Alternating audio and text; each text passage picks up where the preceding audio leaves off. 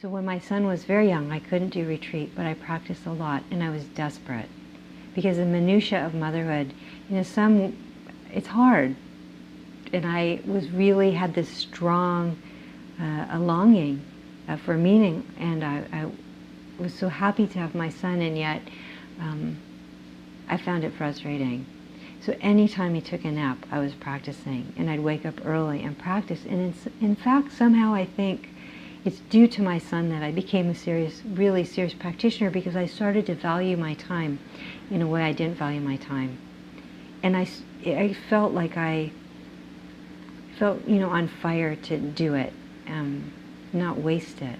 I felt that there's a certain kind of desperation that kept me awake. That I had to. It's like you have to take a shower and brush your teeth and eat, and you have to practice. I felt like that. Somehow I had to practice. I had to be in that kind of relationship with my life. My mind had to engage that. So it kind of woke me up. It happened for a long time until my son was much more grown. Still, but I used to wake up like at 3:30, do my nundro, do my prostrations, and then I never go out at night. There's a particular period of time where my teacher was teaching in the evenings. Köngtrul Rinpoche was teaching, and he was teaching at Naropa during that period of time. I would never go out. It was always my priority to practice. And I think that, I'm happy that was so. And of course, what practice is and what that all was has changed so much. It changes and develops, and you understand more what you're doing. I think it's doable, but I think motherhood is just in itself can be really challenging. So demanding, isn't it? It's really challenging. But also it wears away a lot of your self-importance. So you might be practicing and not know it, It's kind of like, they say, walking through a fog. Later on you notice you're wet, but while you're walking through the fog, you don't really know what's going on. But I think motherhood has that kind of, it's like a stripping away of your own self-concern. So in some ways it's natural that something positive, I feel, is happening. But there's that other aspect of a formal practice that seems really important.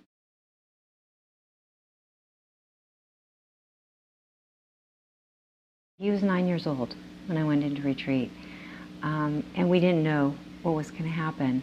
But I planned to go into a 3-year retreat, and my retreat cabin or retreat land is about, a couple miles away from the house. So you can actually see the house from my cabin and my cabin from the house, which is nice. And we talked about it. He had a little bed in my cabin, so he could come and stay with me.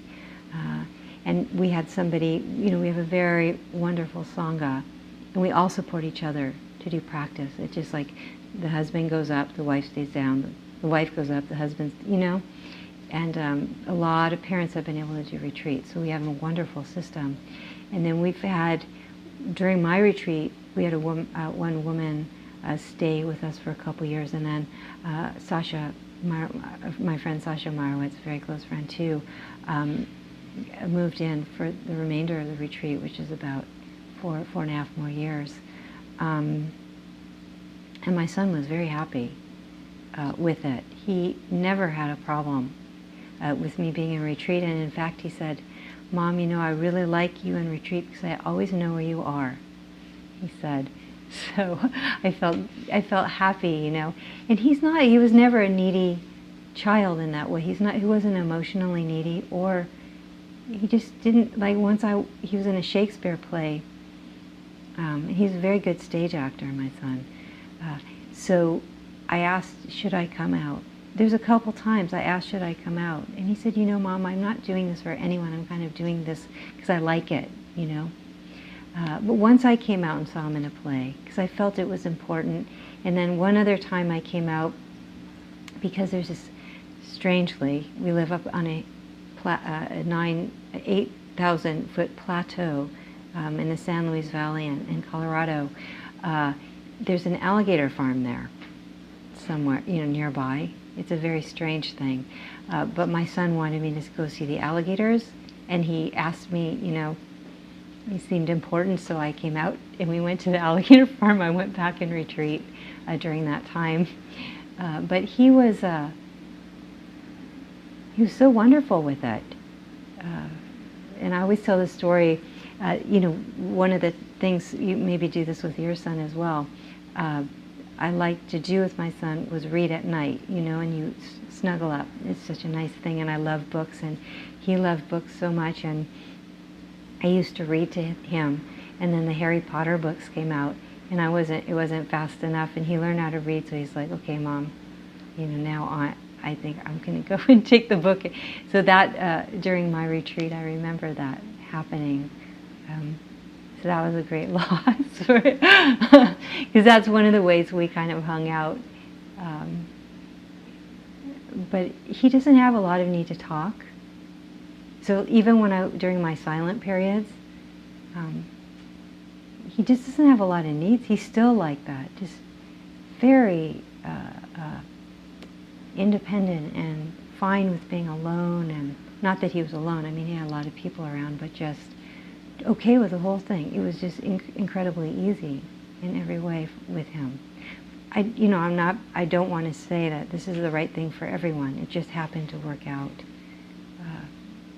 for us. And of course, his father, Rinpoche, was around. They're very close, so. Excellent. Yeah. Excellent circumstance. Yeah, very fortunate. I feel very fortunate.